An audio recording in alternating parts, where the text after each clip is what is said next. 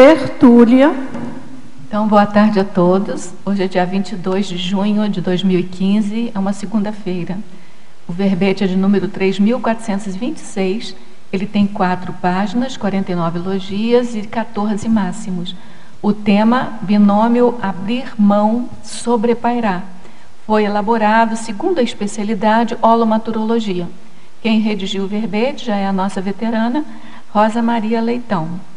Rosa Leitão, ela é graduada em Psicologia, Técnica Judiciária do Tribunal Regional Federal, brasileira natural do Rio de Janeiro, capital. O binômio abrir mão, sobrepairar, é a postura de aconsim, homem ou mulher, abdicar das reivindicações egóicas, mantendo o equilíbrio emocional no desempenho das tarefas cosmoéticas prioritárias, sobrepujando os percalços por meio de atitudes antipertúbios. Na pensenologia nós destacamos o holopensene pessoal do sobrepairamento cosmoético, os ortopensenes, a ortopensenidade, os cosmopensenes, a cosmopensenidade. Na fatologia, a transcendência das justificativas egóicas, a ampliação da cosmovisão assistencial, o desprendimento para sobrepujar os interesses pessoais, a condição de sobrelevar a injustiça pessoal, tendo em vista a assistência para o grupo maior, a maturação consciencial para a interassistencialidade, o desapego anticonflitivo, a presença de transparência imperturbável, o abertismo consciencial pró-evolutivo, a predisposição à reconciliação, o vislumbre da cosmovisão, a decisão de não criar expectativas, a convivência com o animal humano, a resistência às exigências do subcérebro abdominal, a priorização do uso do mental soma, o ato de desfocar-se da visão rasteira do ego para alcançar a intercompreensão fraterna. Na parafatologia, a perspectiva do amparador extrafísico e da consciência evoluída, o entendimento da cosmovisão evolutiva do evoluciólogo, a megafraternidade extrafísica, o extrapolacionismo parapsíquico. Na remissiologia, nós destacamos anti-irritabilidade, centrifugação do egão, imperturbabilidade, ortopensenidade e sobrepairamento. Ao abrir mão das reivindicações e apegos egóicos, a consciência cosmoética sobrepaira os autoconflitos emocionais e os percalços impeditivos das tarefas interassistenciais prioritárias. Você é capaz de abdicar os apegos egóicos e sobrepairar os conflitos primários da convivialidade interassistencial? Como se conduz na vida diária em relação ao tema? Na bibliografia específica, a autora contribui com 4 fontes de referência. Agora nós vamos ler a mega-análise elaborada pela equipe Enciclosapiens, que é composta por Ana Rocha, Marilene Raganin e Socorro Frazão. Abdicar, conceder, desapegar, sobrelevar, desdramatizar, renúncia, altruísmo, cosmovisão, reconciliação, intercompreensão. Homem super, autodesassédio, heterodesassédio, desprendimento, ortopensenização. Cosmopensenidade, convívio-pensenidade, interassistenciologia, holomaturologia e cosmoeticologia.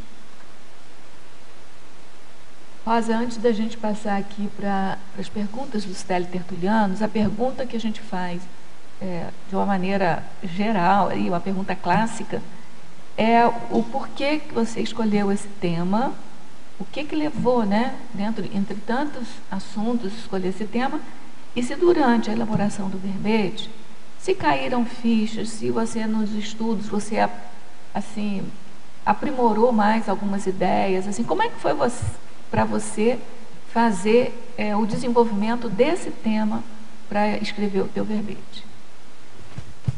Boa tarde a todos. Bom, a escolha desse tema se deu quando eu saí aqui eu fiz a primeira defesa do verbete, do temperamento artístico, e foi uma sensação muito boa, né, de ter cumprido, né, a minha missão, né. Então, eu estava feliz, né, contente, poxa, consegui ir lá, né, fiz meu autoenfrentamento, que para mim é muito difícil falar em público, né, a autoexposição. E juntou com outra coisa que é a viagem de avião. E que eu não sei, eu gosto de viajar de avião. E quando eu peguei o avião, aquela sensação de completude, né? E eu gosto de viajar de avião. Então aí eu não sei, eu deve ter sido algum extrapolacionismo, porque eu comecei a ter umas ideias de cosmovisão, da visão lá de baixo. Aquilo, de certa forma, ampliou a minha visão. Então eu comecei a pensar muito nessa visão alta, panorâmica, né? Visão tudo lá embaixo, pequenininho. E também nas viagens que a gente faz, quem não mora aqui em Foz, né? A viagem de avião, especialmente de avião, para mim, no meu caso, que é você, de certa forma, você abre mão dos seus afetos, dos seus problemas, né? Você dá um tempo. Aqui é como se fosse o curso intermissivo, né? Você se distancia do seu problema e vem aqui e pensa no que tem que melhorar, né? Na evolutividade, nesse caminho evolutivo, né? Então isso ficou muito impregnado, não sei, eu fiquei quase com essa ideia, né, de obsessão. Aí eu comecei a ir pelo lado da aviação. Porque com a sensação, porque é muito bom viajar de avião, né? Isso, Rosa, o que você foi em vidas anteriores relacionada com avião? Pois é, eu comecei a estudar, comecei por Santos Dumont, né, que é brasileiro, comprei um livrinho com a vida dele e a partir daí eu fui estudando os pioneiros da aviação. Tem um filme, Amélia, que é a história de uma mulher que quis atravessar, acho que o Atlântico, de um continente para o outro, de aviação. Não é um exemplo, assim, mas vale a pena você ver esse filme. Você se conhece esse filme? Eu até tenho lá em casa, mas eu não vi ele completo ainda. Você devia ver. Vou parar e ver ele todo. Ela era né? alucinada por aquilo e... Aí, pois é, no começo eu fiquei meio assim obsessiva com esse assunto de avião. Eu queria o que o piloto sente, porque você vê que é uma paixão, né, que o piloto tem. E eu comecei a sentir isso, né? Eu acho que você vendo esse filme você vai entender algumas coisas, eu acho. E então aí daí eu comecei a estudar assim, superficialmente, né, alguma coisa dos pioneiros da aviação. Então isso também dá uma ideia, né, panorâmica, né, das pessoas, como é que foi a construção, né, do avião. Aí eu comecei a querer entender sobre avião, até que eu mandei um verbete. Aí eu achei que eu não estava indo pelo caminho certo. Eu mandei um verbete, um título, avião. E foi reprovado, né? Claro. Mas foi até é como se fosse um indicativo. Não, é por esse lado. Eu usei, né, a Enciclosapiens para me dizer, não é por aí. Então eu comecei a pesquisar sobre avião, né, cosmovisão, e me deparei com um verbete sobre pairamento. E vi na tertúlia, né, a aula online, e li o verbete. E comecei a ler. E além disso, eu queria continuar a escrever verbete, né? Eu tenho o continuismo verbetográfico. Aí eu peguei esse verbete e quando eu vi aqui o binômio, que eu queria falar sobre essa ideia de sobrepairar. Vai esse aqui, o binômio abrir mão sobrepairar. Aí eu fiquei um tempo com ele até bolar, né, a definição. Aí quando foi aceito, aí Poxa, legal, né? Eu vou poder continuar aqui, escrever os meus verbetes. E com essa ideia dessa visão panorâmica, né, que eu tive, que eu comecei a ligar com o aumento do que aí vieram as ideias, né? E durante a escrita do verbete, tudo que... E também, de certa forma, é uma retribuição a essa experiência que eu tive, né? Que a gente escuta falar, né? Às vezes você tem... Para mim foi um extrapolacionismo. Então você tem que retribuir, de certa forma, com isso que a gente recebeu, né? Que é uma maneira de você retribuir também. Muito bem. Pode passar, eu tenho um cosmograma sobre a época que a Gol começou a fazer a Gol, eu fiquei entusiasmada com o processo econômico que ele estava desenvolvendo. Eu coletei todos os cosmogramas que falavam sobre aviação, que eu também tenho alguma coisa que eu gosto da aviação. E aí eu peguei eu tenho lá um monte de cosmograma, vou passar para você. Eu fiz um timeline com os pioneiros, né, da aviação. Mas eu não me identifiquei assim, não sei se eu fui aviadora, não. Mas você vai gostar desse filme da Amélia, não por identificar-se com ela, mas para você ver esse apego, essa paixão pela aviação, sabe? Onde que leva o ser humano. Vale a pena. Porque e o que me impressionou também... É baseado na história real dela. A história, eles eram risco maníaco, né? E histórias tristes. Eu fui até... Eu não quis ir muito além, eu queria parar. Quando começou a chegar na guerra, né? Não, peraí, deixa eu parar, porque eu descobri que o AIS da aviação é o piloto que mata mais, né?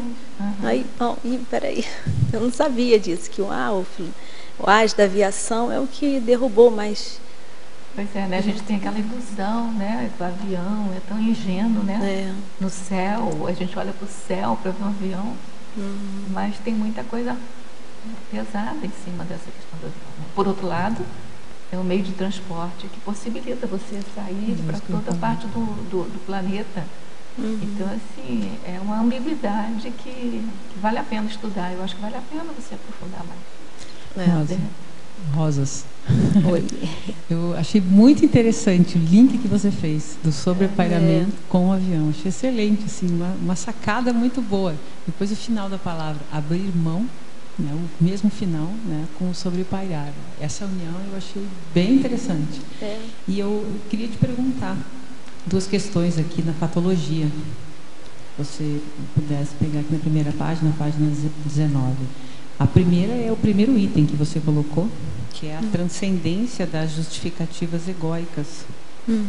E depois, lá embaixo, na penúltima linha, a decisão de não criar expectativas. Como que essas duas estão vinculadas com o sobrepairamento e com o abrir mão? Pois é. Esse verbete demorou quase 2 anos, né, para ser escrito. Então, durante esses 2 anos, eu fui pensando em toda a minha vivência, aí a gente começa a colocar, o que é abrir mão, sobrepairar, né? E eu coloquei essa transcendência, eu acho que é uma coisa forte, né? E também esse verbete é autoprescritivo para mim, né? Porque o título veio de uma experiência, mas o que é abrir mão, sobrepairar realmente, né? E eu botei essa transcendência das justificativas egóicas, porque eu percebi, quando você tem aquela visão de conjunto, né, você é muito pequeno, né, para dar muita importância para o seu ego. Então eu penso, claro, isso ainda não tenho essa transcendência, né, mas eu busco, né, a gente busca, né, no caminho da evolução, e eu penso que talvez só o serenão, será que só o serenão que alcança isso, né? Completamente, né? Que eu botei realmente para chamar atenção. Vamos burilar aí essa... Como se fosse uma meta para todo mundo, né? É uma meta. Vamos esquecer o egão e olha só, tem muita gente aí, né? Para você ver, né? Para se preocupar, né? É só olhar para o lado que tem gente, né? E ainda mais ali no avião, no pontinho, né? No meio daquilo, aquela vastidão, né? Bom, e o outro é... O outro é a decisão de não criar expectativas. Eu acho que faz parte da postura de você abrir mão sobre pairar. Que quando você cria expectativa, você, de certa forma, está esperando alguma coisa do outro, né? E isso te prende, né? E eu acho que é o melhor você não... Eu sei que também não é fácil, né? Nada é fácil, né? Mas pelo menos você tem a lucidez, né? De não... Eu não devo criar expectativa. Mesmo que a gente criando, a gente sabe que não é bom criar, né? Porque começa a criar fantasia, ilusão. E quando a coisa não é, você se decepciona e viu que você, na verdade, se enganou, né? Você estava criando uma expectativa, na verdade, estava se enganando. Tem um vínculo com controle aí, né? Tem um vínculo com controle, né? Eu estava pensando... Um vínculo com? Controle. Controle? É, mais ou menos. Mas eu criar acho que é uma expectativa tem a ver com querer controlar o externo. Não é mais ansiedade? Eu acho que é mais ansiedade. Porque a expectativa é que você espera, você fica esperando aquela ansiedade, você quer antecipar o resultado, entendeu? Não sei, pode ser que tenha até as duas coisas. Tá, vou pensar a respeito. Pode ser que tenha as duas coisas, mas eu penso que tem mais a ver com ansiedade. E concordo com ela, com egocentrismo, porque expectativa é aquilo que você espera, né? Que você quer ver. E se você tem uma visão mais ampla, você, sei lá, você vê que tem a lei de causa e efeito, você vê a ação das outras pessoas, então você não tem que ter expectativa, tem que trabalhar para aquilo acontecer sem expectativa. É uma ambiguidade aí que acontece, né? Você tem que trabalhar para, por exemplo, você tem uma meta, você tem que trabalhar para aquilo acontecer, senão não é meta. Por outro lado, não pode ter expectativa nenhuma com relação assim. É um estágio assim de sobrepairamento aí que a gente tem que aprender aos poucos, né? Que faz parte da postura da holomaturidade, né?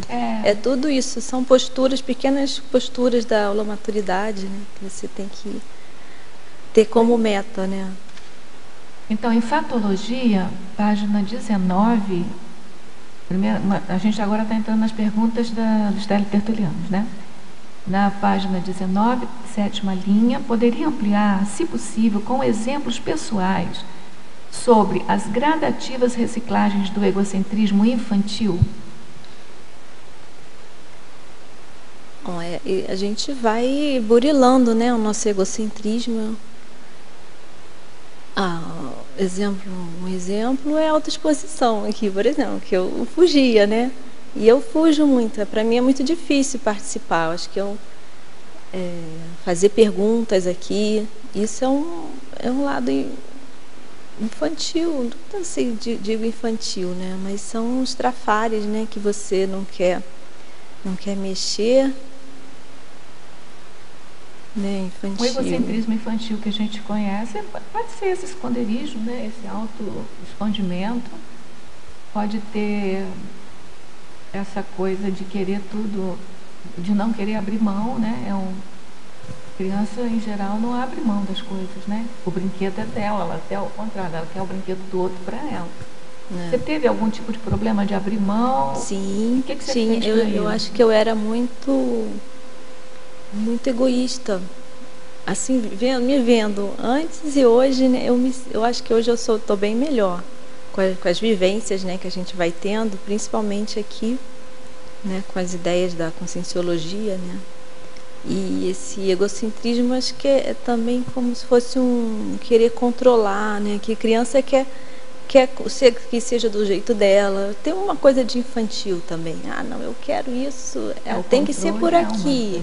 Eu fiquei pensando tem uma frase que é bem típica do adolescente, que às vezes até se vê em filme, que é o fato da pessoa querer ser invisível, né? Até vi um filme onde tinha um adolescente que falava: eu queria ser invisível, eu queria que ninguém me visse, queria ficar mais na minha, né? O fato de você não querer se expor, não querer abrir, né? Não querer crescer, né? É o encaramujamento, né? Mais.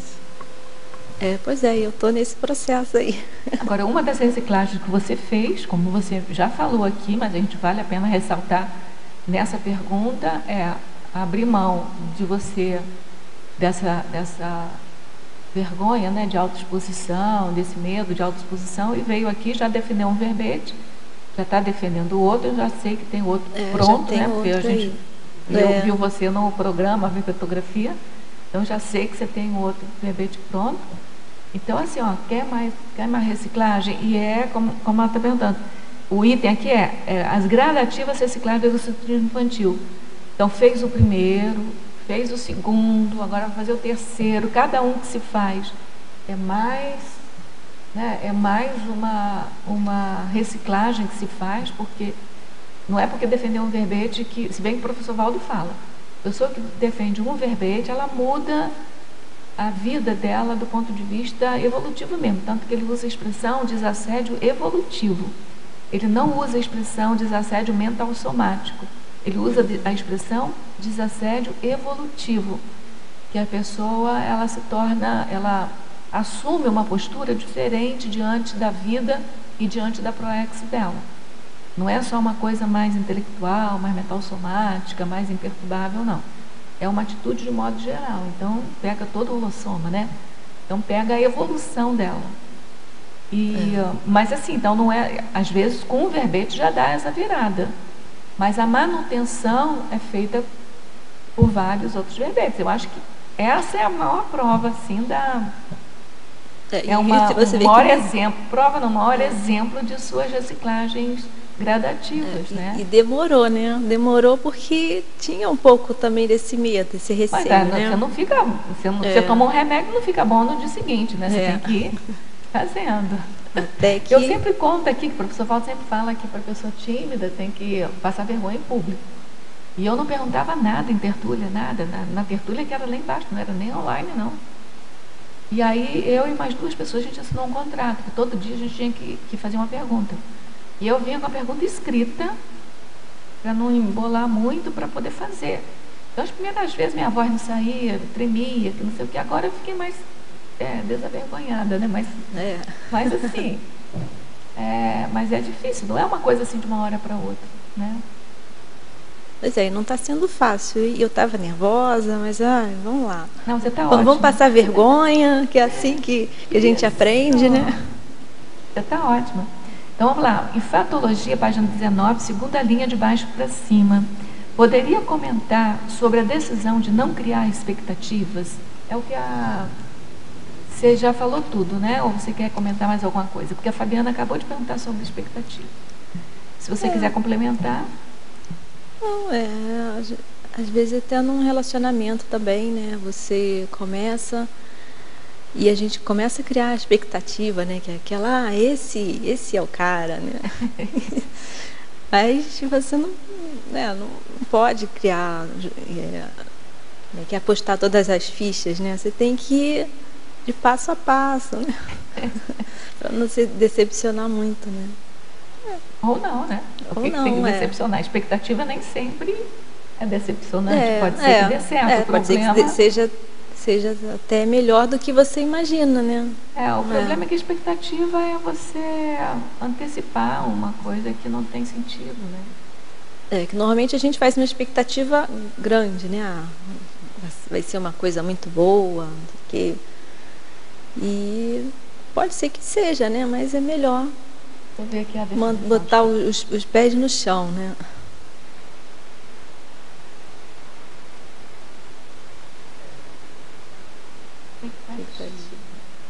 Expectação é expectativa, a mesma coisa, né?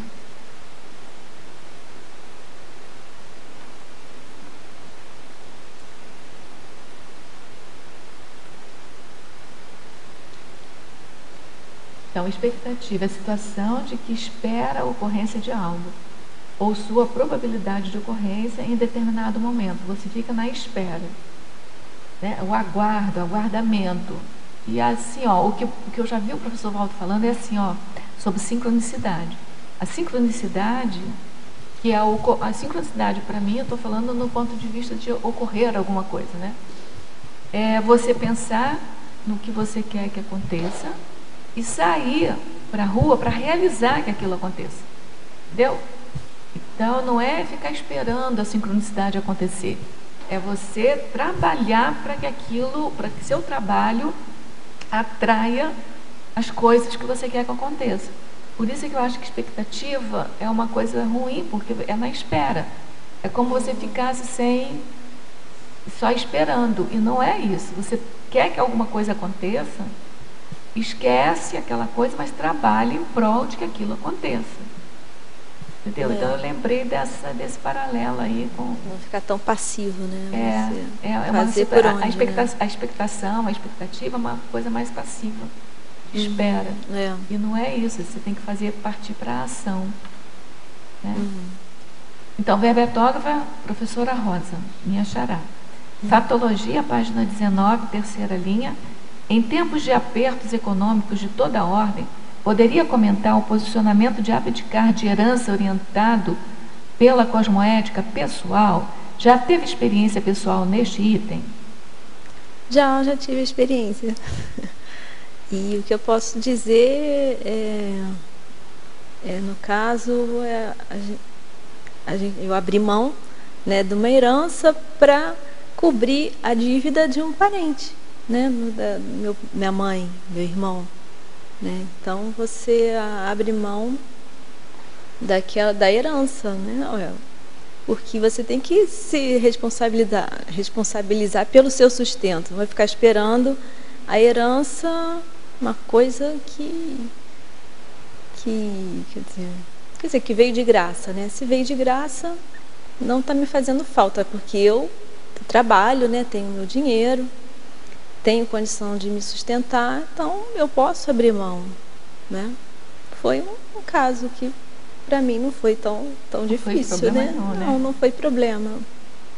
Foi assim, claro, às vezes as pessoas, né, da sociedade podem falar, poxa, mas depois eu até me arrependi. Por quê? Porque foi pior, mas bem, não. Mas aí não está na sua mão, né? Mas porque eu pensei muito nisso, o que eu acho que eu deveria ter sido mais firme. Você abriu mão para fazer uma doação? Você fez a doação da herança para uma outra pessoa? Não, eu abri mão de uma herança do imóvel, né? Do imóvel, que seria de herança dos meus outros irmãos, na verdade, né? Cada um teria a sua parte. E, claro, o meu outro irmão também, né? Abriu. Vocês abriram mão para um irmão. E não resolveu a vida dele. Não. Pois esse é um problema. Aí que abrir mão, tem que saber abrir mão. Abrir mão não é dar tudo que você tem, é saber. O professor Valdo sempre fala também, a gente está falando o nome dele aqui, mas, enfim, ele sempre fala que se a pessoa precisa de R$10 e você dá 50, você piora a vida da pessoa. Entendeu? Então, assim, abrir mão, doar, tem que saber fazer a coisa. Então, assim, tem que abrir mão. Primeiro ponto, abrir mão. Isso não foi problema. Isso não é problema. Mas aí, abrir mão com sabedoria, entendeu? Você poderia ter aberto mão, por exemplo, por etapas, entendeu? Quer dizer, você já fez, a gente está aqui elucubrando o que poderia ser, né? Então, eu sei que eu tenho também uma situação, né, comigo, assim, mais próxima, que a gente fica assim, sem saber se paga as dívidas, se dá, ou se deixa a pessoa sozinha e vai calçando aos poucos, sabe? A gente não sabe o que é menos pior. Porque a pessoa, por exemplo, que se tem megalomania, por exemplo, tem um descontrole qualquer, ela vai, você vai pagando e ela vai, você vai doando e ela vai, entendeu? Não recupera. É diferente de uma pessoa que ocasionalmente se meteu numa encrenca. Aí vale a pena ajudar, né? Mas enfim, mas já fez, foi um aprendizado, né? E tem um ponto que eu acho que vale a pena, eu sei que não sei se é bem o contexto, mas é a relação da pessoa com o dinheiro, né? Que é isso que você falou, que dependendo do perfil e de como ela se relaciona com o dinheiro, aquilo que é para ajudar, às vezes estoura. Se dá mais dinheiro, a pessoa não tá perdulária e ela gasta mais e aumenta a dívida, né?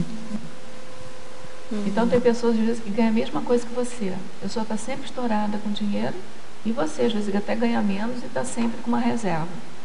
Entendeu? A gente até brinca, né, que tem dinheiro macho e dinheiro fêmea, né? Dinheiro macho é aquele que não não prolifera, não rende. E o dinheiro fêmea é aquele que dá filhote, que vai... Você não sabe de onde que sai tanto dinheiro. Uma pequena porção, uma pequena quantia, aquilo vai rendendo, né? Mas enfim, mas é isso aí. Mas eu acho que abrir mão é um aprendizado. Não é você abrir mão de tudo, porque aliás o ego, você não pode jogar fora o ego, senão você não vive, né? O ego é você. Então você tem que abrir mão do ego, abrir mão mas assim, fortalecendo, amadurecendo esse ego e não destruindo esse ego. Né? Eu acho que é uma situação bem boa. Sim, pode falar. Não, falando da mesma coisa, realmente abrir mão, muitas vezes, não é tanto econômico ou materialmente, é abrir mão de uma rigidez mental ante muitas coisas que estão acontecendo. E você fica aí na sua e diz, não, eu aqui, não. Aí é onde há que abrir mão e não dar importância a uma coisa que ela põe aqui na patologia, que diz, a primeira linha, a transcendência das justificativas egóicas. Tem que ver com o que estou falando, não? É dizer, às vezes as justificativas são somente eu. Não, tem que abrir mão para os outros, com assistência e entendendo exatamente. Eu acho que gostei muito das coisas que ela reflete aqui na patologia, porque tem muito a ver com quase todos nós, não? O verbete está Obrigada. Vamos então a outra pergunta? Patologia, página 19, 10ª linha. Como funciona a decisão de não criar expectativas? Essa expectativa pegou todo mundo, viu? Quem não tem expectativa, né? A gente tem que amadurecer. A sua especialidade é holonaturologia, né? Então vamos tomar pílulas de holomaturidade aqui. Eu posso até falar, eu fiz essa... Mas aí tem continuação aqui, peraí, desculpa, mas assim, como funciona a decisão de não criar expectativas? Não há expectativas pelos resultados das nossas ações? E poderia correlacionar a convivência com o animal pré-humano e o tema do verbete? Aí. Sim. Bom, por que eu botei essa decisão de não criar expectativas? Foi justamente no início de um romance, né? Eu comecei, peraí, eu não vou criar expectativa. Aí eu não vou ouvir música, não vou fazer... Porque a música... Você começa a fantasiar, né? Então eu fiz eu criei uma técnica, não sei. Eu não vou, é um código, eu criei um código pessoal do relacionamento. Eu não vou fazer isso, para não criar expectativa, né? Então, não ouvir música romântica, não ficar ligando toda hora, assim, ou não ligar. Acho que eu até botei assim, eu não vou ligar para ele que vai me ligar. É uma coisa assim, isso para quê? Para eu não criar expectativa. Então, eu acho que tinha a ver com o verbete, né? Essa postura, né? E por isso que eu coloquei, né? E a do animal foi é uma postura também que você lidar com o irracional. Você trabalha a sua raiva, né? E com a imaturidade e com o nível evolutivo do outro, né? Eu acho que é uma boa maneira de você treinar isso, que é com o animal. Primeiro, você vai ficar com raiva do animal. É bom para expectativa também, né? Você não pode ter expectativa nenhuma, né? Pois não pode ter expectativa com o animal. Então, é o que eu sempre tive animal de estimação e quando eu estava fazendo o verbete, eu tinha acabado de perder e ganhei um cachorro, um labrador de 3 meses. Então, o labrador é super agitado, a gente quase desistiu, né, porque ele mordia tudo, puxava roupa. Então, você tem que lidar com a sua raiva. Às vezes eu me via, que raiva, não, mas ele é um animal, não tem por que eu ficar com... Eu sou responsável pela atitude dele, né? Se eu quero que ele não seja assim, eu tenho que educar, contratar um adestrador, né? E também eu achei muito interessante essa relação do animal, eu com o animal, eu E tipo o serenão, o evoluciólogo, né? A paciência que eu tenho com o meu animal, eles devem ter comigo também, né? Poxa, o animal tem o nível dele, eu tô no meu nível, né? Eu fiz essa relação aí com o animal, com o controle da raiva, do entendimento, né, do nível evolutivo do outro, da paciência, da falta de expectativa. Até da minha também, né? Poxa, eu tô falando, o outro, mas pensou ir daqui, ir para cima. Como é que será que ele me vê, né? Eu queria añadir, complementar alguma coisa, porque este item tem que ver com todos, mas neste caso comigo também. No, es un ítem muy importante en la hora de los relacionamientos con los otros, no solamente un romance, que también, como ella expuso, sino en el relacionamiento diario, cotidiano con los otros. Você siempre, oye, yo esperaba, yo daba un montón de ayuda, de tal. Y después, si yo necesitaba y no tenía la correspondencia, yo ya estaba cobrando. Entonces, eso yo he trabajado mucho, porque realmente você tem que dar sin esperar recibir. Y está muy bonito la teoría, mas en el convivio las emociones vienen enseguida y você tem expectativas. Eso es un problema en la comunicación con los otros, ya sea un romance, ya sea amigos, ya sea aquí mismo en la Conscienciología, uno piensa de una forma o actúa de una forma, você espera otra. É algo muito importante a trabalhar. Eu acho que é um item, em meu caso, que eu estou trabalhando de contínuo. Já aminorou bastante, mas tenho muito trabalho a fazer. Assim que graças por este item. Tá vendo? Seu verbete já está ajudando. Vamos lá, em fatologia, essas perguntas agora vêm da Alemanha. Aliás, essas duas folhas vêm da Alemanha para você. Patologia, página 19, quinta linha. A anticonflitividade diante da renúncia lúcida. Poderia expandir, por gentileza? É que você tem que trabalhar. Quando você quando você sobrepaira, você não tem conflito, né? Você tem que trabalhar essa anticonflitividade. Se você abre mão e tem um conflito, então você não sobrepairou. Você não abriu mão ainda, né? Então tem que trabalhar aí o conflito, né? Por que ainda existe o conflito, né? E claro que essa postura também é uma vivência, né? Você vai vivendo. A primeira vez você não abre mão, você pode até você abriu mão aparente, né? Uma coisa aparente, mas por dentro você estava vivendo aquele conflito. Aí você, com a maturidade, com a vivência, você vai trabalhando essa conflitividade que você tinha, né? Trabalhando os conflitos egóicos, né? Agora eu pensei aqui uma coisa, assim, uma coisa fácil é abrir mão daquilo que você já tem para você. Uma coisa mais difícil é abrir mão daquilo que você não tem para você. Você vai ficar sem aquilo.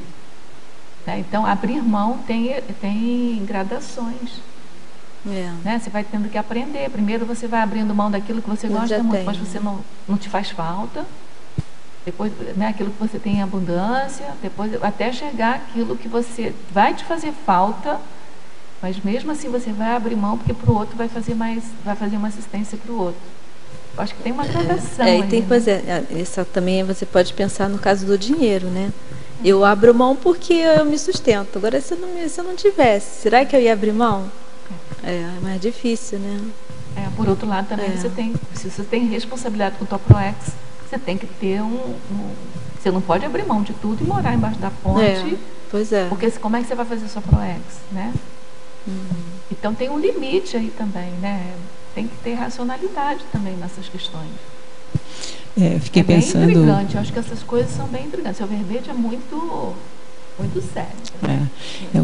Tem várias informações aqui que você colocou no verbete, que é o dia a dia de muita gente, né, de todos nós. E fiquei pensando na questão do bagulho energético, da quantidade que a pessoa ela pode acabar se tornando acumuladora, ou mesmo que ela não seja uma pessoa acumuladora. Até que ponto nós temos vários guarda-roupas aí, várias roupas que estão lá, mesmo independente da estação, né? Não porque mudou a estação, mas camisas, vestidos, sapatos que estão lá há um ano e meio, parado, bonitinho, que nem vitrine, e ninguém está usando, né? Então, às vezes um brechó, às vezes dá uma, né? É uma forma de abrir mão que dá uma revigorada, né? Vamos então para outra pergunta. Em Fatologia, página 19 ainda, na quarta linha, de baixo para cima, a maturação consciencial para a interassistencialidade. Poderia comentar, se possível, com exemplos? Bem, achou? Maturação... Quarta linha de baixo para cima, na página 19. Maturação consciencial? Isso, para a interassistencialidade.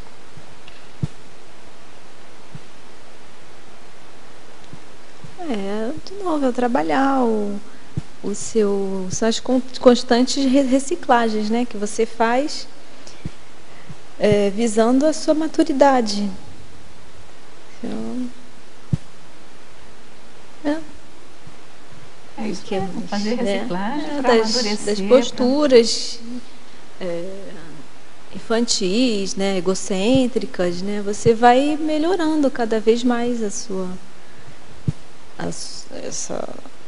maturação, né? Até porque a interassistencialidade não é uma coisa tão simples, né? Você tem que ter maturidade para fazer, né? Então, esse binômio abrir mão, sobrepairar, com ele você chega numa maturidade consciencial para poder começar a fazer uma interassistência de bom nível, né? Pois é, por isso tem as gradações aí, o desperto, né? O EPICOM, né? Você vai se graduando, né? Para fazer uma assistência mais qualificada, né? É dureza, né? Tem que... Mas ao mesmo tempo você não pode esperar ficar um desperto para fazer assistência. Não, você tem que ir fazendo assistência e se amadurecendo, né? E amadurecendo para fazer uma boa assistência, qualificando, o nosso caminho agora é a desperticidade, né? Você vai, assim, né? Que vai subindo. Quando chega no desperto, aí ele vai cada vez mais, né? Em Fatologia, página 19, segunda linha de baixo para cima, o vislumbre da cosmovisão, poderia comentar? Isso foi a visão panorâmica do avião. Pode contar, né? De novo, porque tem gente que não viu você contar no início.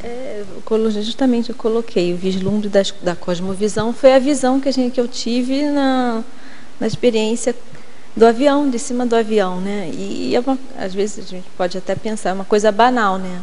Mas para mim não era, né? Eu não tenho muito costume em viajar, né? E não sei, pode ter sido também essa emoção, né?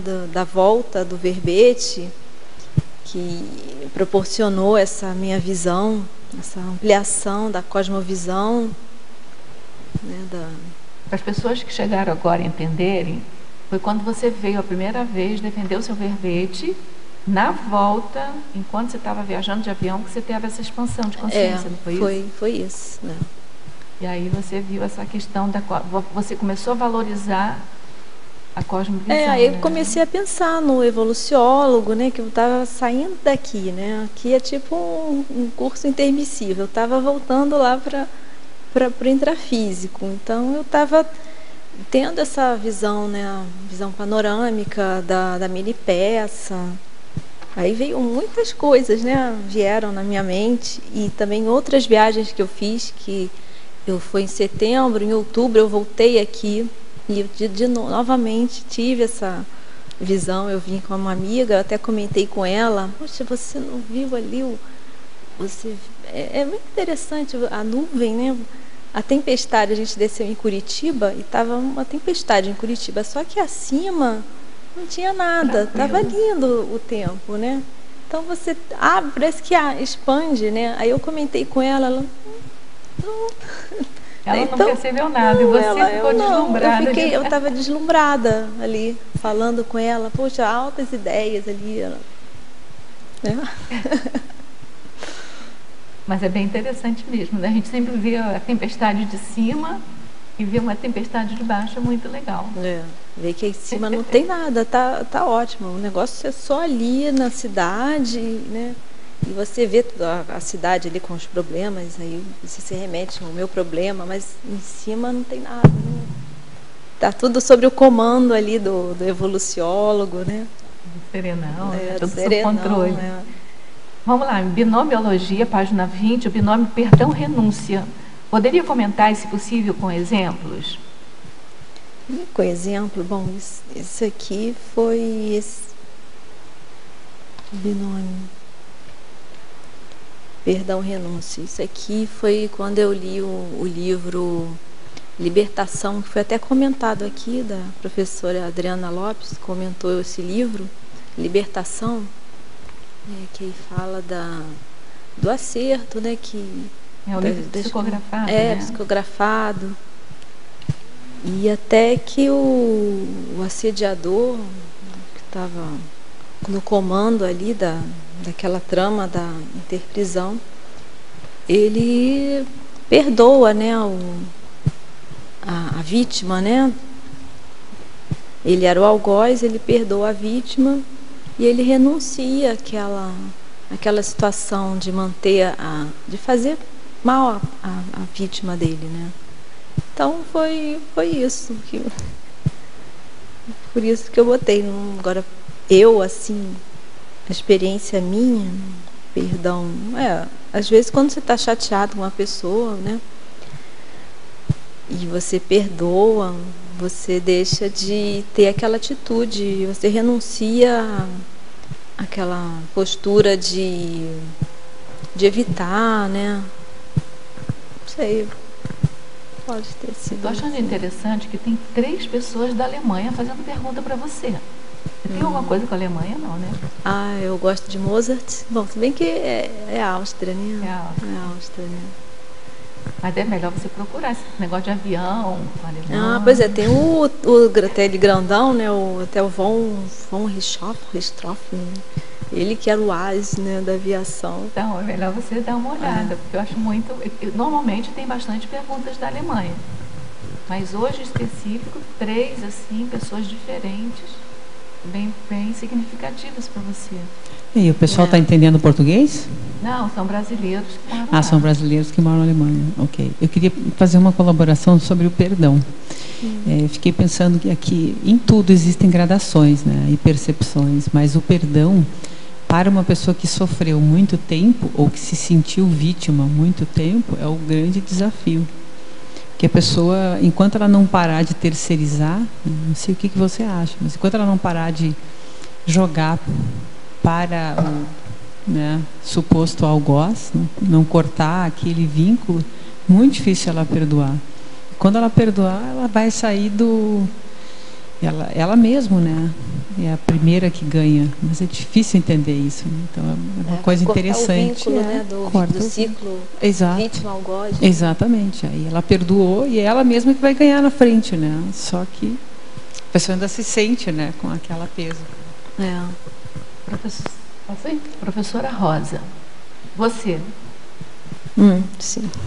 Uma pessoa que tem facilidade em abdicar das reivindicações egóicas visando a evitação de conflitos e é vista como boboca, deve dar mais algum passo em direção ao esclarecimento ou ignorar as cobranças.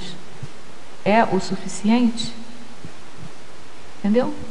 Pode repetir, que eu pensei que você ia ler aqui. Uma pessoa que tem facilidade em abdicar das reivindicações egóicas visando a evitação de conflito e é vista como boboca, deve dar mais algum passo em direção ao esclarecimento ou ignorar as cobranças? Não, eu acho que deve ignorar, ela deve fazer o que ela acha certo. Né? Se está dentro da cosmoética dela, ela deve fazer o exemplarismo. Não tem que ficar dando satisfação. Né? Se você fez aquilo que está dentro do si, você acha certo, né? Não tem que ficar justificando, eu fiz isso. Não, se está de acordo com o seu pensamento, a não ser que a pessoa pergunte para você por que você fez isso. Você pode até explicar, dizer as suas razões. Agora, se ela vai entender... Eu diria que se mais de uma pessoa, se muitas pessoas sinalizam essa questão, vale só a pena questionar, não é abrir, não é mudar de postura, achar que está errado, não é isso. Mas que vale a pena fazer uma autorreflexão, acho que vale, né? Porque, assim, às vezes a sua intenção não está transparecendo na sua ação. Porque, pensa bem, você vai fazer um negócio com toda a intenção, cosmoética, segura, e todo mundo em volta de você acha que você está... Alguma coisa você pode melhorar. É o que eu penso, assim, mas não que a pessoa esteja necessariamente errada, porque a visão do outro, né? Acho que todo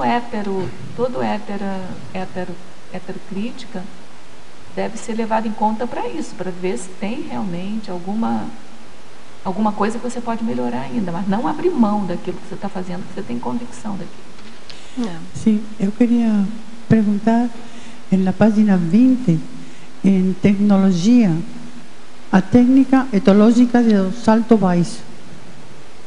Bom, eu vejo isso como uma postura de você não ser arrogante, né? De estar sempre aprendendo, ter um abertismo, de entender o ponto de vista do outro, né? É mais dessa coisa de não ser arrogante, né? De estar disposta a aprender um ponto de vista diferente, não impor a sua vontade, né? Em Fatologia, página 19, quarta linha. Poderia aprofundar o item, o aprimoramento da isenção emocional através da análise racional dos fatos? Bom, essa análise dos fatos é você saber qual é a sua real, né, intenção, né? A isenção. Aprimoramento da isenção. É você pesar o porquê você... Eu sei que é difícil, né? Você está isenta, né? Mas é você se distanciar do problema e ver qual é a sua intenção naquilo, né? Se é uma coisa egóica, o que pode levar a uma isenção. Tá certo? Não sei se eu fui bem clara, mas... eu não sei também o que você quis dizer aqui, aprimoramento da isenção emocional, mas não isso se comprometer no seu emocionamento. Não, eu acho que é difícil você ser isenta, né? Principalmente um problema particular. Como é que você sempre vai buscar o seu lado? Então, eu acho que com o tempo você vai aprimorando essa isenção, né? Até chegar lá no serenão, né? Então, o sobreparamento é isso, né? É você enxergar a coisa de cima, como você estava falando, né? É um tipo de uma isenção. Naquele momento, pelo menos, você fica, apazigua o teu ego, as suas emoções e fica analisando aquilo racionalmente. Sem dar razão, racionalmente, assim, na autorreflexão, mas sem dar razão para nenhuma das tendências ali. Você analisa aquilo de um modo equânime. E isso que eu acho que a isenção emocional é o sobreparamento, né? Eu também agora lembrei no médico, por exemplo, que ele vai atender uns pacientes, né? Quando ele atende um paciente que ele não conhece, ele é isento. Agora, quando é um parente dele, né? Cadê a isenção? Aí fica mais difícil, né? Aí você vai aprimorando. Eu acredito que com a evolução da consciência você vai aprimorando esse desprendimento, né? Porque é difícil você, né, perder essa ligação emocional, né? Tem a ver com uma isenção emocional. Mas você já pensou? Um cirurgião vai operar um filho. Normalmente não vai fazer um negócio desse, né? Mas vamos supor que ele seja o melhor numa determinada área e o filho... Eu, por exemplo, não deixaria ninguém operar o meu filho se eu fosse bambambam em alguma área, assim. Agora, já pensou? Você operando teu filho ali, você não pode ter nenhum tipo de emoção, assim. Porque senão você vai ser o pior em vez de ser o melhor, né? Pois é, eu até vi. Na área médica, Rosa, isso se evita. Minha família é médica e o pessoal evita mesmo isso. Porque é impossível. Por melhor que você seja, existe a relação. Né? E qualquer imprevisto pode desestruturar a pessoa que está responsável. Fabiana, se põe na situação, por exemplo, tem que fazer, vou chutar, não tem problema na minha família não. Vou até inventar uma coisa esdrúxula, né? Fazer o transplante de um dedão. E você é na região a única que sabe fazer um transplante de dedão. Você vai entregar para outra pessoa fazer? Vai para outra cidade, muda a região. Mas vamos mesmo supor assim. que naquela localidade ali, no entorno, só você que sabe. Sim, mas uma coisa é a mão, outra coisa é algo que é vital. Não, eu não estou dando exemplo claro, do não, dedão, sim. mas esse exemplo é qualquer Se houver um risco de vida, aí eu acho que é mais sério. Qualquer cirurgia, porque a cirurgia ela tem um risco mínimo e máximo. Né? Mas você concorda comigo que o ideal é você ter essa isenção emocional e ser capaz de aplicar a sua técnica, que só você sabe fazer aquela técnica. Sim. E fazer o negócio? É isso que eu acho que tem que ser. A gente tem que chegar nesse ponto. Entendeu? A gente não pode ir por baixo, né? A gente vê que os médicos abrem mão porque são iguais a gente aqui. Mas a gente tem que melhorar um pouco mais essa condição. Né? Sim, posso dizer? Perguntar? Na página 20, em efeitologia, os efeitos da suplantação das carências emocionais. O que quis dizer aí, por favor? Efeito das carências, suplantação. É quando você tem a autossuficiência, né? Você não é... A carência, eu botei aqui, carência e autossuficiência. Quando você é carente, você ainda depende, né, da emoção, do apoio, né, do outro. E quando você é autossuficiente, você não tem mais essa carência. Não sei se ficou claro. Ela quer... Quizás lo que você quiso decir es que cuando se tiene carencia, uno suplanta esa carencia con lo que você falaba un poco, con autosuficiencia o con orgullo. Algo así quería decir. ¿Dice? Eu não entendi. Sim, repita. Qual é o item? Efeitologia. Efeitologia. Sim. Os efeitos da suplantação das carências emocionais. Se você é carente, você suplanta essa carência com uma autossuficiência ou com outro tipo de emoção. É isso que eu queria dizer? Não sei. Como é que você faz para você suplantar as carências emocionais? Você saca outro tipo de comportamento? Qual é outro tipo de comportamento? Você tem alguma técnica? Não, técnica ou suplantação é ser autossuficiente, né? Buscar a minha autossuficiência. E que eu acho que esse assunto é um assunto extremamente delicado e complexo, envolve uma série de variáveis, né? A autossuficiência emocional, gente, não é algo simples. É o ideal de todo mundo, né? É o sonho de consumo de todo mundo. Agora, o que está dito aqui é para a gente refletir o seguinte: se a gente consegue suplantar as carências nossas emocionais, quais serão os efeitos daquilo que vão decorrer daquilo, entendeu? Claro, suponha que você suplante todas as suas carências emocionais. Como é que você vai se sentir? E aí a gente tem que olhar, eu pelo menos faria o exercício contrário. O que minhas carências emocionais atrapalham? Quais são os efeitos das minhas carências emocionais? Tá certo? E em que aquilo vai complicar a minha vida?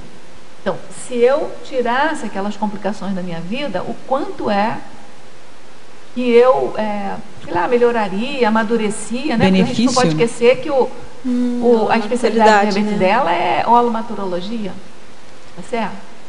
E agora, assim, a técnica para fazer isso, aí tem aquelas técnicas que a gente conhece até na Conscienciologia, né? Autorreflexão de 5 horas, uma série de outras, a técnica do binômio de direção de discordância, vários outros. Não, sim, é que quando... Mas eu acho que essa reflexão acho que vale a pena. Sim, quando uma pessoa suplanta essa carência emocional, para que as pessoas não saibam disso dela, ela suplanta, é decir, incorpora algo falso, porque suplantar não é algo correto, entendeu? Então, suplanta de uma forma involuntária para que não apareça essa carência. Mas aqui esse suplantar é no sentido de superar. É no sentido de superar. Eu entendi o que você está falando. Não é suplantar, dar um salto, ficar... É que suplantar em espanhol significa isso. É no sentido de superar. Tá, agora sim. Tá, obrigada. Eu gostaria de fazer pergunta aqui, posso? Pode fazer. Na verdade, não é uma pergunta, né? Pela abordagem que você traz, né, do contraponto egocentrismo e altruísmo, né? Eu acho que está certo. Mas eu queria trazer uma outra abordagem aqui no antagonismologia e também na paradoxologia. Na antagonismologia na terceira linha, o antagonismo com sim doadora e com sim receptora. E que tem bastante relação com paradoxologia, o paradoxo de a consciência ganhar evolutivamente por meio de renúncia às próprias necessidades. Né? Se a gente pensar no egocentrismo clássico, está tudo certo, mas tem necessidades que eu penso que a consciência não pode abrir mão. No caso, a autoassistência. A pessoa não pode ficar só na autoassistência de ficar só recebendo. Então, eu vejo, por exemplo, reciclagem intraconsciencial, como uma autoassistência, né? E muitas vezes a gente recebe essa assistência de outras pessoas para a gente conseguir ver algum aspecto que a gente precisa melhorar. Então, nesse sentido, porque eu também penso também, né, isso é uma recepção, né, que a gente, né, eu penso que não deve ser aberta a mão nesse caso. E também eu penso assim, né, você trouxe aí o antagonismo com sim doadora e com sim receptora. Quando a pessoa é fechada, porque não é isso que você está trazendo, está bem claro para mim, mas eu estou trazendo uma outra situação, né, que é uma pessoa fechada que tem dificuldade de receber assistência. Eu acho que vai ter também dificuldade para doar, né? Queria ver com você se você... Como que você pensa nessa situação? Eu botei esse antagonismo porque durante a feitura, né, do verbete, eu conheço uma pessoa que ela doa, ela gosta de dar muita coisa pra gente. Ela dá atenção, dá chocolate, não sei o quê. Mas quando você vai doar alguma coisa para ela rejeita. Ela aceita doar, mas ela não aceita receber, né? E o aspecto energético dela, como é que você percebe? É uma pessoa que é super doadora. Ela é doadora, mas quando você vai dar alguma coisa para ela, algum feedback, algum esclarecimento, ela tem dificuldade para recepcionar. Interessante, que é uma outra situação. Né? É por isso que eu botei para pensando nessa pessoa. Né? Isso que a doação dela vai ter um limite. Sim, né? Porque se a gente não melhora, não qualifica os nossos traços, a nossa assistência fica também limitada. Como é que você vê isso? Pois eu vejo que ela tem dificuldade, né? Até de abrir mão do outro ajudar ela, né? Ela não deixa, né? Tudo bem? Tem uma pergunta aqui que é para mim. É a Rosa, mas sou eu, tá? Por que esta ênfase nas perguntas que são enviadas do exterior? As perguntas aqui do Brasil não são importantes? Penso que esta ênfase é preconceituosa. Penso sim, tratar-se de salientar o separatismo e não união global. Esta não é uma prática saudável quem precisa dar o exemplo somos todos nós. Ainda bem que a gente está no sobreparar, como é o nome? Abrir mão, sobreparar. Então, aí eu vou convidá-la, né, a suplantar aí as carências pessoais delas, emocionais dela. Mas, enfim, eu vou dar uma explicação, sim. Do meu ponto de vista, as pessoas que estão do outro lado do mundo, né, em outros países mais longe, assim, elas enfrentam problemas de conexão, elas enfrentam fuso horários, elas enfrentam isolamento geopolítico conscienciológico. Em resumo, elas merecem, do meu ponto de vista, um pouco mais de atenção do que uma pessoa que mora no Rio Grande do Sul, que a um passo, a 1 hora de avião, já pode estar aqui em Foz do Iguaçu. Tá certo? Então, eu vou continuar, infelizmente, aqui é aquele caso, né, da outra pergunta lá da Alemanha, o que a gente faz quando as outras pessoas pensam o que pensam da gente. A mim não tem problema, não me enquadro aí no separatismo, tá certo? Eu acho que é uma atenção que a gente dá, a gente valoriza demais todas as perguntas. A gente tem um trato de não falar o nome das pessoas por causa do sigilo, tá certo? E a gente poderia realmente falar das outras cidades. Só que quando é a cidade do Brasil, do ponto de vista da gente, a gente acha que não tem a menor importância. Entendeu? Ou se tem importância, né? Não sei, é tão perto aqui da gente, as pessoas vêm tanto aqui, que a proximidade geográfica, geopolítica é muito fácil da pessoa estar aqui a hora que ela quiser. Ela tem mais proximidade, ela tem mais o nosso holopensene do Brasil, ela está mais dentro da questão aqui, mais assim, desse holopensene, de desfrutar um pouco mais, com maior facilidade, essa questão aqui do nosso holopensene. Como você mesmo disse há pouco, né? A sensação de que você está aqui numa bolha. Então, assim, olha, para você, eu não sei o que pode parecer, mas para mim tem um quê assistencial mesmo, de evocar aquele país distante para poder aproximar mais os holopensenes, trazer um pouco mais as pessoas para dentro desse holopensene daqui, um cuidado que eu acho que não, no meu ponto de vista, a gente não precisa de ter tanto com as pessoas mais próximas. A gente convida todos vocês aqui, ó, 2 tempos, passagem assim... dá 1h15 de voo. 1h15 de voo, não, passagem dessa semana tinha passagem a 20 e poucos reais. Entendeu? Agora você vai fazer uma viagem da Alemanha para cá, da Itália para cá, de Portugal para cá, mesmo que seja aqui da América do Sul para cá, ou da América do Norte para cá, é um pouco mais complicada, né? Um pouco não, para quem viaja, né, sabe que é um pouco mais complicado. Então, assim, olha, eu acho que democracia não é tratar todo mundo igual. Democracia é tratar os diferentes de maneira diferente, de acordo com aquilo que a gente entende que é o melhor para cada um. Tá certo? Então a gente tem que tratar todo mundo, sim, mas que seja melhor para todo mundo. Certo? Então, assim, a gente agradece a sua heterocrítica, a gente vai pensar mais um pouco, mas eu, pessoalmente, eu vou continuar ressaltando. E outra coisa, gente, você fora do país, no fuso horário completamente diferente. A gente trabalha com o programa Vivetografia, tinha pessoas que entravam, né, nas aulas online de madrugada lá na cidade dela. Né, eu tive alunos lá da Alemanha que entravam de madrugada nas suas casas. Então, assim, e a gente fala de propósito mesmo, para o verbetógrafo saber que são pessoas bem distantes daqui eu estou falando distante geograficamente, geopoliticamente, porque longe é um lugar que não existe para a gente, né? Com energia vai em todo lugar. Mas, assim, as pessoas que, né, naquele holopensene mais distante, assim, da gente, que conseguem ter a força de entrar na internet,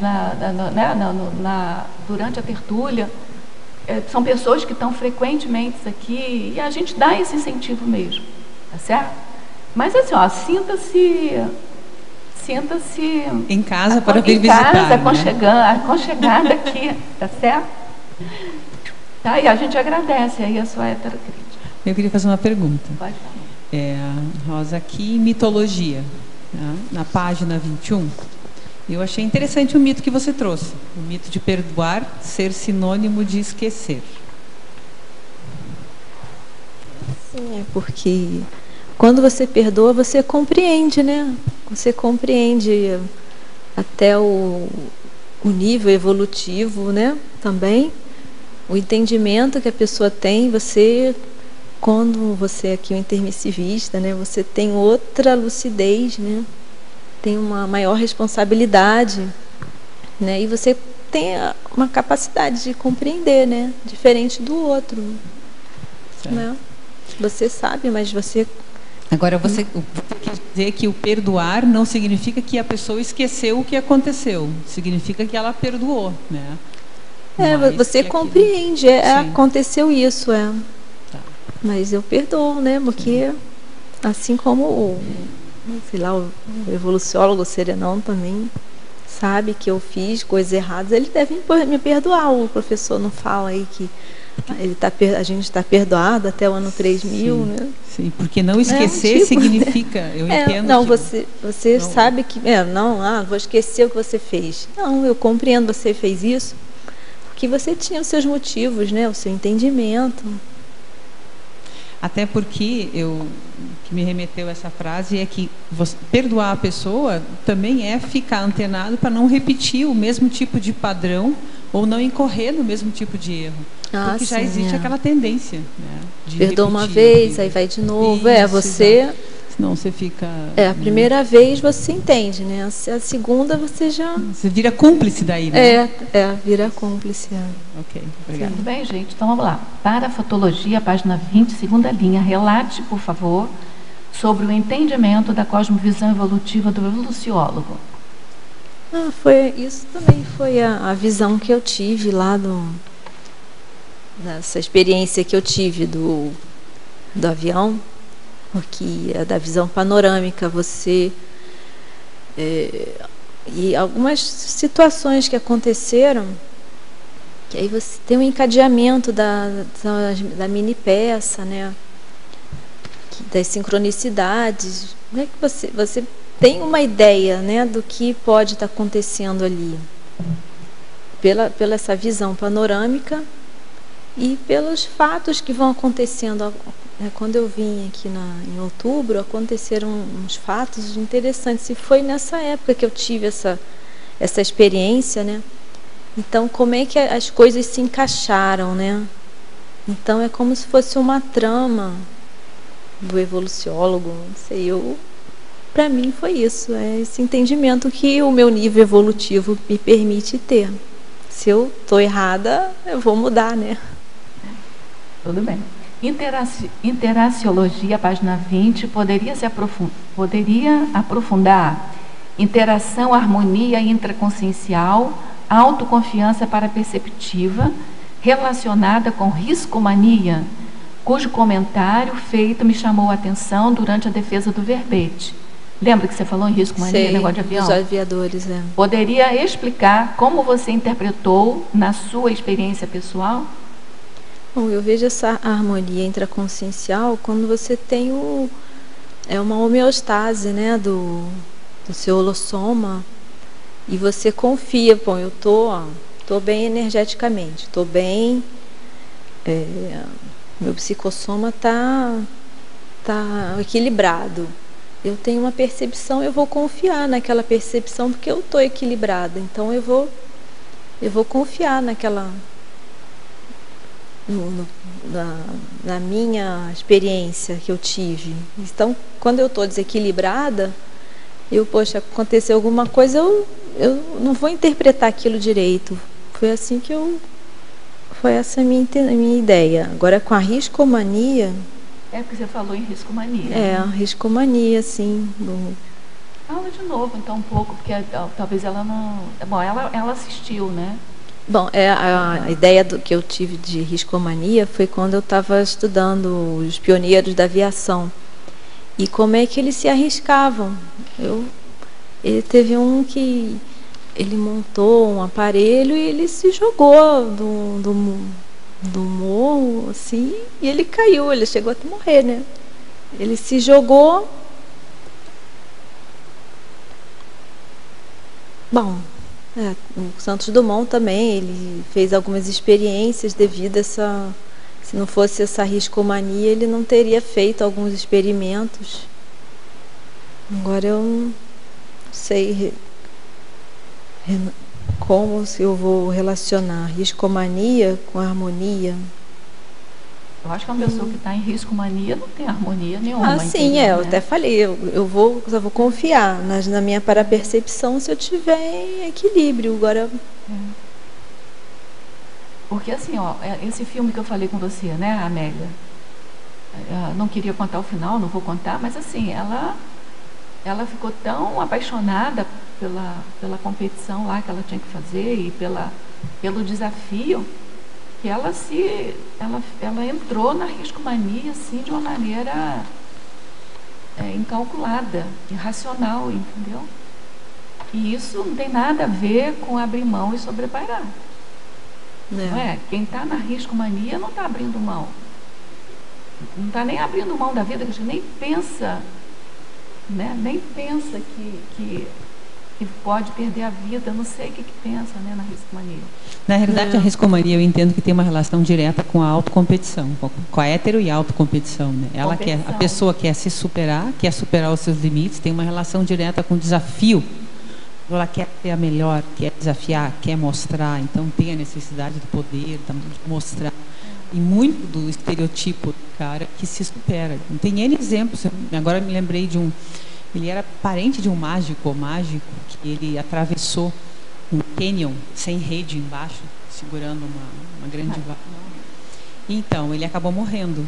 Porque ele fez, né? Superou os próprios limites e no final ele acabou morrendo. Né? Caiu e não teve jeito, porque ele não tinha nenhum tipo de segurança. Né? Então, isso foi em 1900 início dos 1900. Então, a pessoa ela não tem um certo limite. Né? Se a pessoa tiver um apreço à saúde, ela não vai investir na riscomania. Agora, tem o lado contrário, que você falou do Santos Dumont. Né? Se ele não tivesse tido um mínimo de riscomania, o avião hoje não existiria. Isso é complexo, mas é um caso bem específico, né? De maneira geral, sem dúvida, não é saudável. Tem que pensar, né? Cada um que tem que fazer suas autorreflexões, né? Sobre a riscomania, né? Trinomiologia, página 22. Poderia fazer análise dos trinômios renúncia, equilíbrio, assistência e o trinômio discernimento, lucidez, abertismo? Na trinomiologia, 21. Página 22. 21? É verdade. Trinomiologia na página 20. 20. No final da 20.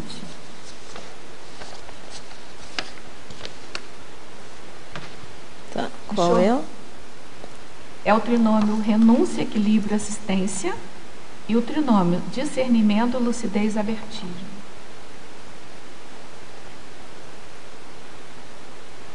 A renúncia, quando você abre mão e sobrepaira, você tem equilíbrio e você está fazendo assistência.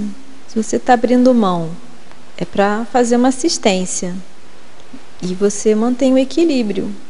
Abrir mão, renúncia, equilíbrio, sobrepairamento e assistência é o que te motivou a abrir mão. Discernimento, lucidez, abertismo. Bom, discernimento para você. Discernimento é saber o que é certo e errado, né? O bom do melhor. Você vai abrir mão ou não? Isso. Aquilo é necessário? Porque aí, lembra que a gente comentou aqui que abrir mão não é só dar o que tem e pronto.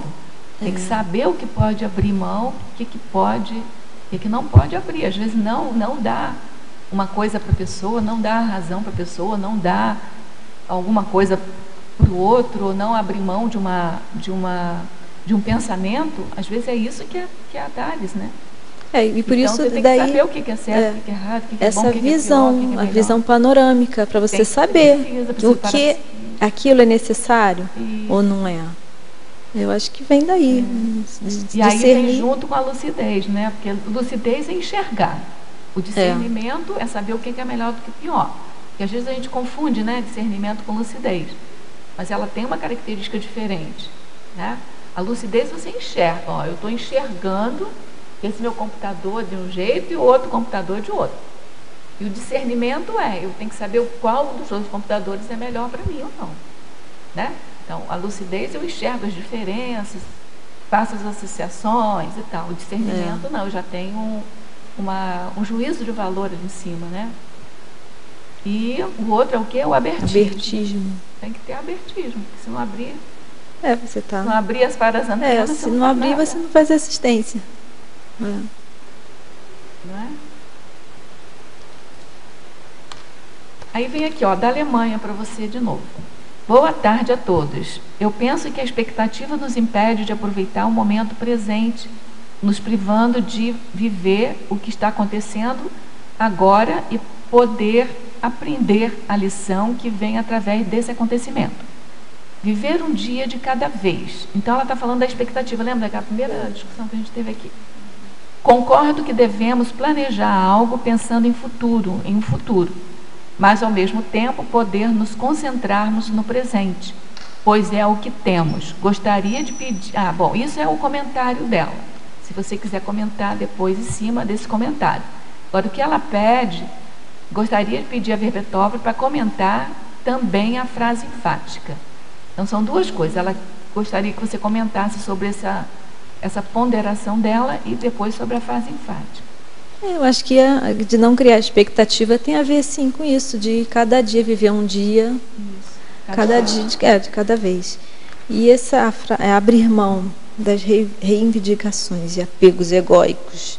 A consciência cosmoética sobrepaira os autoconflitos emocionais e os percalços impeditivos das tarefas interassistenciais prioritárias. Bom, aqui eu pensei na vitimização, que quando você abre mão da vitimização, você assume a responsabilidade, né? Você deixa de reivindicar e deixa de... como é que eu vou falar? Eu pensei nisso aqui na vitimização. Quando você vitimiza, você está reivindicando alguma coisa, né? Você está, de certa forma, culpando o outro. E quando você abre mão dessa reivindicação, você assume a responsabilidade e desapegos. E aprimora, né, o seu egocentrismo, né? Você faz os desapegos, né, do egocentrismo em prol da assistência. E aí aqui tem uma coisa interessante na sua frase enfática, que sobrepara os autoconflitos emocionais, que é o que você já vem falando, mas tem uma coisa aqui interessante, que é os percalços impeditivos da tarefa interassistencial prioritária. Você tem algum exemplo, alguma coisa assim, desses impeditivos? Não, o impeditivo é quando você não abre mão, né? Se você abre mão, você não tem mais nada que te impeça, né? Você é capaz de abrir mão. Alguma coisa que seja... Então, você acha que qualquer impedimento é impedimento porque a gente não abre mão? Não, acho que não. Você tem que ter o discernimento, né? Para saber o que você pode abrir mão ou não. Mas você tem que estar disposta a abrir mão se você vê que vale a pena.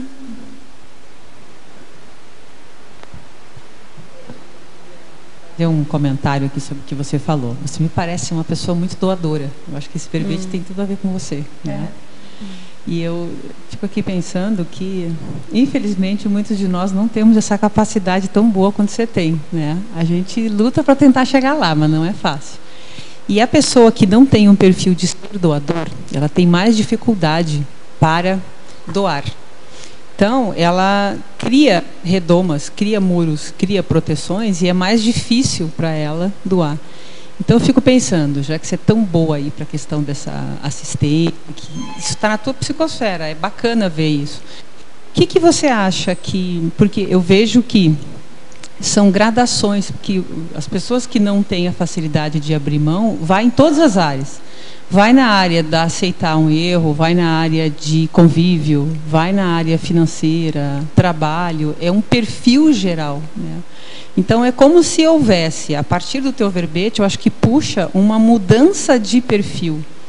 As pessoas, para se tornarem mais doadoras, porque abrir mão claramente é doar, né? Tem que fazer muita assistência para mudar o perfil, porque só assistência em si ainda é pouco. Eu vejo que a pessoa tem que adquirir um perfil novo. Aí sim, eu acho que aquilo tem efeito, né? Então ela vai de assistência em assistência, né, a conta gotas, até chegar no nível de aquisição de um perfil doador, que aí eu acho que é bacana. Não sei o que você acha, se é por essa linha mesmo. Não, realmente, até eu botei aqui o Labicom, porque essa vivência diária que eu tenho, às vezes realmente é muito no trabalho. Quando você tem as ideias daqui da Conscienciologia, você está disposta a mudar, né? A melhorar, ver o lado do outro. Às vezes o outro está com a razão. Você para ouvir o outro, né? Ah, você quer que a pessoa faça isso. Não, mas por que faz isso? Não, porque é assim. Às vezes, muita coisa no dia a dia, entendimento, né? É um entendimento, uma empatia em relação a outra pessoa. Você não querer impor a sua vontade. Às vezes a pessoa está certa, né? Não fazer aquilo. E realmente eu trabalho muito isso no meu trabalho, no dia a dia. Você tem que ter a mente aberta para aceitar o outro lado, né? Deixar a pessoa fazer o que ela acha que tem que fazer. Às vezes no meu trabalho eu faço uma coisa e eu percebo que a pessoa tem os trafores dela, assim como tem os trafares. Eu tenho os meus trafores e os meus trafares. Eu tenho a minha facilidade, ela tem a facilidade dela. Às vezes o que é fácil para mim, para ela não é, mas ela tem outras coisas que são exemplo para mim. Então eu respeito ela por isso, não porque ela tenha que ser só porque para mim é fácil, ela tem que fazer o que eu faço. Né? Bacana. Tem muito disso. Isso é um aprendizado bem significativo, né? Viva assistência, né? Bem? Boa tarde. Gostaria de trocar minha experiência e, se puderem me ajudar, agradeço. Quando minha mãe estava viva, eu e meu marido compramos uma casa para ela morar, pois ela tinha poucas condições de pagar aluguel. Quando ela faleceu, uma das minhas irmãs quis comprar essa casa, mas são 15 anos de negociação, ela ainda não acertou. Há 2 anos, meu marido e eu decidimos deixar esse bem como perdido, apesar de querermos resolver para podermos usufruir desse bem. Atualmente me sinto melhor convivendo com esse problema. Como podemos resolver para não deixar problemas no futuro? É com você, Rosa. Não, tem que... Rosa, eu não entendi muito bem ali a história. Eu posso ler de novo. É simples, é só dar a escritura, assinar a escritura que resolve. É só assinar a escritura de doação. Mas pelo que eu entendi, ela quer desfrutar. Então ela quer a parte dela. Aí realmente... aí tem que chegar a acordo. Eu acho que diante do seu verbete do seu exemplo, né, que você doou, abriu mão da sua herança, né, para sua família, é a saída, né? Eu acho que se o meu card falou, né, se por assinar a escritura, ela está abrindo mão mesmo, né? Aí, senão vai rolar ainda mais algum tempo na justiça, né? Mas num caso de 15 anos, interessante. Eu acho que é o caso mesmo de abrir mão, né? E assina a escritura, faz o registro, é bom, né? Agora também tem que saber, né? Aquilo que a gente está falando do discernimento, lucidez e abertismo. Então aqui, ó, quando ela faleceu, quer dizer, eles compraram, o casal comprou a casa para a mãe, que a mãe não podia pagar aluguel. Então eles doaram, abriram mão, deram para ela. Agora, eu não sei em nome de quem, também tem que ver isso, né? Deve ter em nome deles. Quando ela faleceu, uma das irmãs quis comprar nessa casa, mas são 15 anos de negociação. Aí tem que olhar, essa irmã precisa? Não precisa? Aí tem que ver, tem que usar o discernimento aí, né? Vai ser melhor doar esse bem para a irmã? Vai ser melhor não doar? Tem que ver como é que vai. Tem que ser. Se a irmã tem condições, né? Há 2 anos, meu marido e eu decidimos deixar esse bem como perdido. Então, deixar bem como perdido não é uma boa, né? Tem que resolver. Ou doa para... Ou faz a doação legal para a irmã, ou então toma o imóvel, vende, compra uma outra coisa para a irmã, não sei. Mas deixar como perdido vai só criar encrenca para... depois, né? Pelo jeito está em nome deles. Então, um dos dois se dessomar vai criar todo um problema aí de inventário, que essas coisas não são fáceis de fazer. Atualmente me sinto melhor convivendo com esse problema. Como podemos resolver? Olha, eu acho que é avaliar se a irmã precisa mesmo do imóvel, se não precisa, se precisar, gente. Abre mão e já está como perdido mesmo. Abre mão e acerta. Né? Faz uma escritura de doação. Como é que faz, Eucardia? É escritura de doação ou é doação mesmo? Como é que faz isso? Se são herdeiros ou não, não, pelo que eu entendi aqui, o casal é dono do apartamento. Deixava a mãe morar e agora a irmã está lá querendo comprar há 15 anos. Como você falou, em nome de quem está, se colocar em nome da mãe aí. Aí está inventário, né? Que a mãe dessomou. Mas se pelo nome do casal, aqui, se aí, não tiverem filho, aí já complica também. Porque mas se tiver dá para fazer filho, doação em vida. O melhor acho que é lá procurar um advogado, né? Dependendo tudo de como está a situação. Né? O melhor é procurar um advogado, mas tem que ser um advogado conscientioso também, né? Porque se for um advogado, assim... Eu acho que, eu vou dizer o que eu faria, não sei se é certo ou se é errado, tá, gente? Eu faria o seguinte, primeira coisa é ver se minha irmã precisava mesmo daquilo ou não. Se ela precisasse muito, eu doava para ela. E acertava o negócio do papel, entendeu? Da doação. E se não precisasse, aí eu teria que ver meios legais, de ver como é que eu podia fazer. Então, aí outra pergunta aqui. Fazer breves paradas reflexivas no meio de um ritmo ansioso, uma pessoa excessivamente acelerada, uma espécie de silêncio entre notas musicais. É também uma estratégia para sobreparar esta emocionalidade descontrolada? Não sei se pode repetir. Né? Acho que é uma técnica que tudo indica, apreendendo assim da leitura, que é uma técnica que ele tem utilizado. Fazer breves paradas reflexivas no meio de um ritmo ansioso, uma pessoa excessivamente acelerada. Se não é ele, é uma pessoa que ele está imaginando. Imagina uma pessoa excessivamente acelerada, excessivamente ansioso, num ritmo ansioso, assim. Fazer umas breves paradas reflexivas ajudaria? Isso é uma coisa. A outra é uma espécie de silêncio entre notas musicais. Quando tem uma música, assim, que faz aquele silêncio, assim. Então, imagina assim, ele está naquela ansiedade, né? Naquele ritmo ansioso, naquela excessiva aceleração. De repente dá uma parada assim, é mais ou menos a mesma coisa, né? Breves paradas reflexivas. É uma outra maneira de enxergar. Essas breves paradas reflexivas no meio de notas musicais tem aquele vazio, aquele espaço. Ele quer saber se isso também é uma estratégia para sobreparar a emocionalidade descontrolada. Você tem alguma técnica de sobrepairamento? Eu tenho rememorar a experiência que eu tive, né? Que me deu aquela cosmovisão do avião. Mas, por exemplo, você está no meio de uma confusão assim. Você vai resolver o problema para você não ficar embolada com aquele problema. Emocionalmente, você tem que sobrepairar.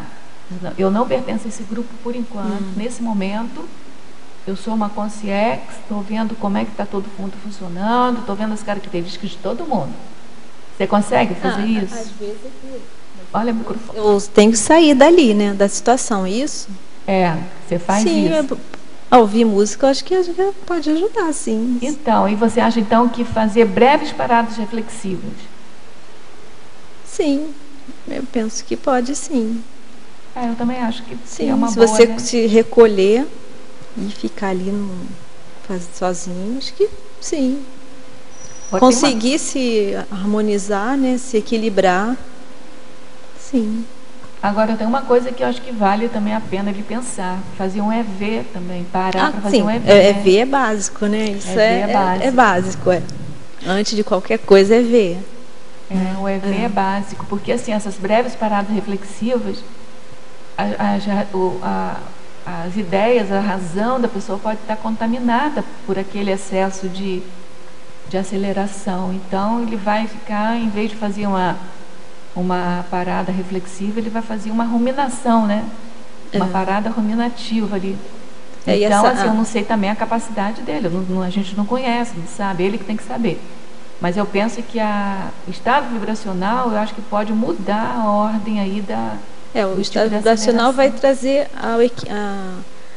a calmia, né, o equilíbrio. Aí, se tiver a música e aquela música pode fazer um desassédio também, né, do que ele está pensando, então a música tira do foco. Pode fazer um...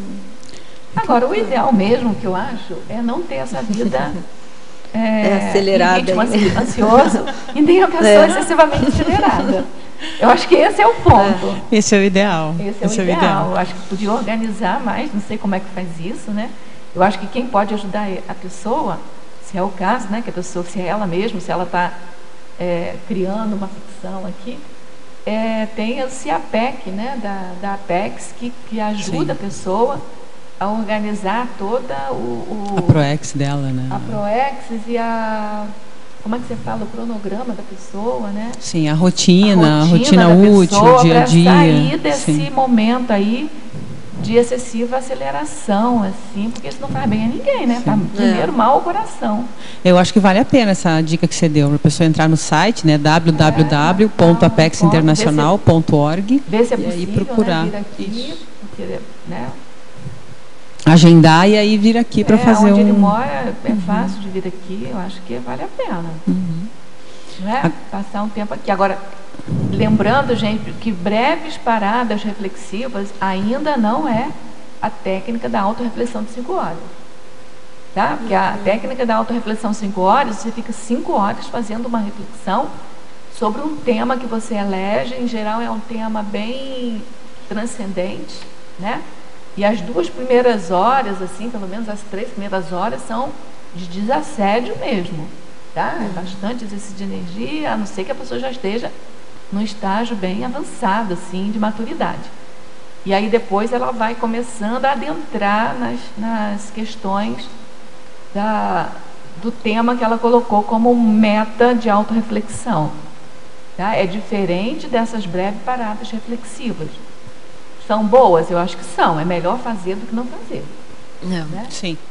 Tem um outro contexto, Rosa, que eu não sei se é a pergunta dele ou não, que é a pessoa ter hábitos, que são hábitos para a pessoa desassediar, né? Por exemplo, fazer exercício, dançar, ter um hábito, né? Jogar vôlei, ter algum hábito que linka com a pessoa, que faz com que ela, praticando aquilo, para mim a dança funciona muito bem, né? Praticando, a pessoa muda, né?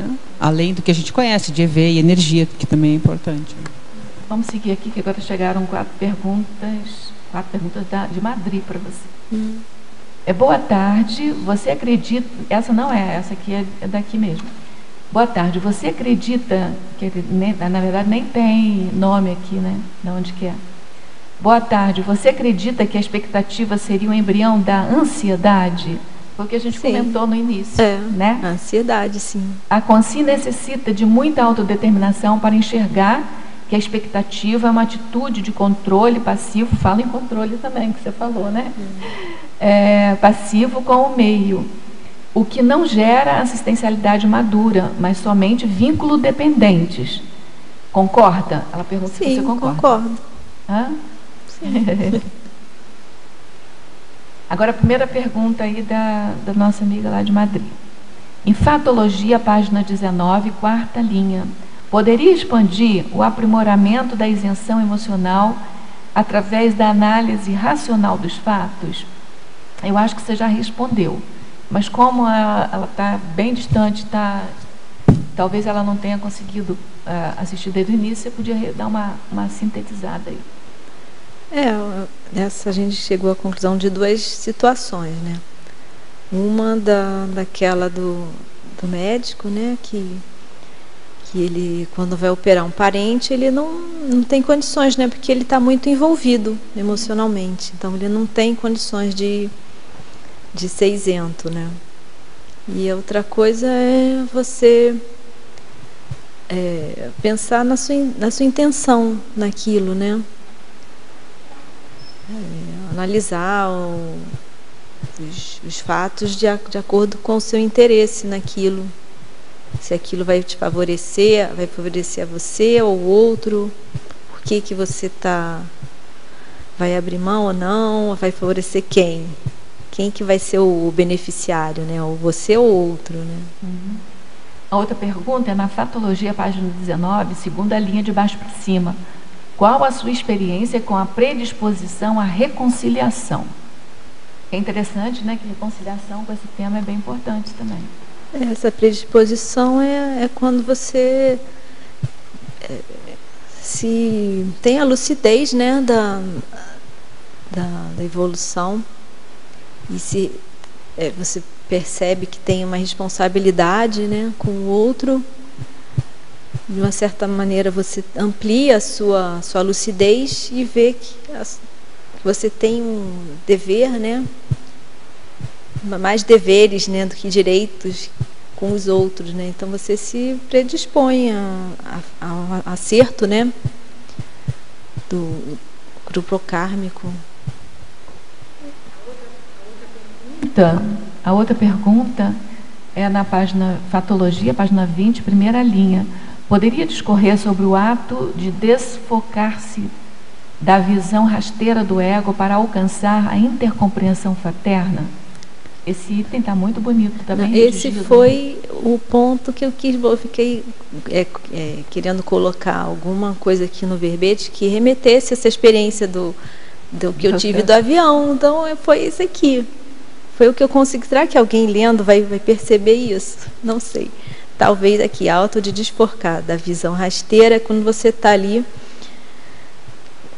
você está no avião, né? Você está aqui no intrafísico. Aí quando você se eleva, você aumenta a sua visão do mundo, né? Você vê quanto pequenininho é o seu problema diante da vastidão, né, que você percebe. E você, acho que aumenta a sua intercompreensão fraterna, né? Acho que foi por aí. É ver tudo de cima, né? Ver tudo de cima, né? Como o seu problema é um pontinho, né? Um pontinho de cada um. Será que eu tenho que aquele problema que eu estou criando tanto caso é tão importante assim? Não, e depois quando você vai chegando em alguma cidade, você vai vendo aquelas casinhas todas tão pequenininhas lá embaixo, e você é uma pessoinha dentro de uma casinha daquela, né? Aí dá a dimensão do que a gente não é, né? Pois é. Foi essa a ideia aí. Em Legislogia, página 21, poderia relacionar a lei da economia de malhas ao tema do seu verbete? Aquela, quando você tem o discernimento, né, de você vai abrir mão ou não. Vai também com a sua necessidade, né? Você vai usar a racionalidade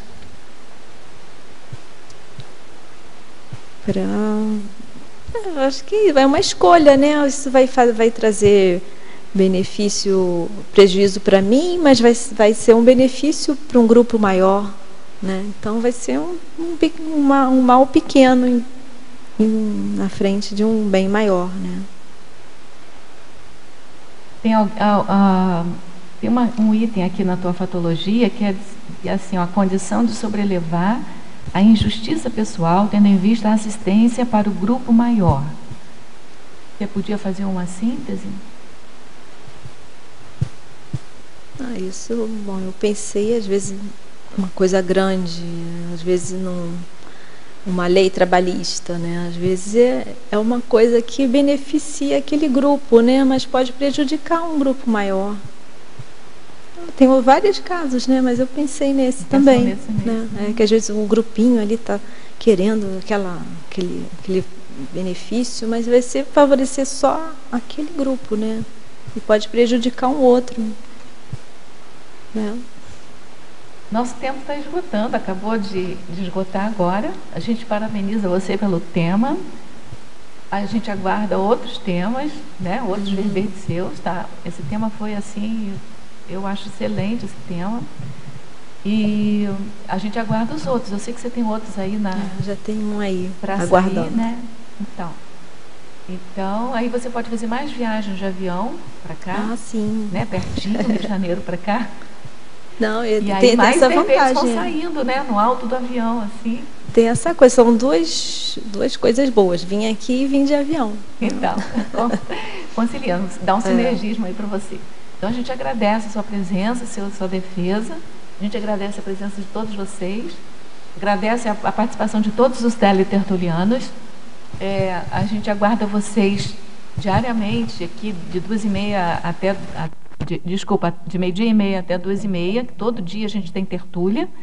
E são vocês, tertulianos e teletertulianos, que movimentam aí, junto com o verbetógrafo do dia, o nosso debate. Então, nós convidamos todos vocês a participarem conosco diariamente. E agora a gente passa para os nossos comerciais. Obrigada, professora Rosa. Pontuações da tertúlia de hoje.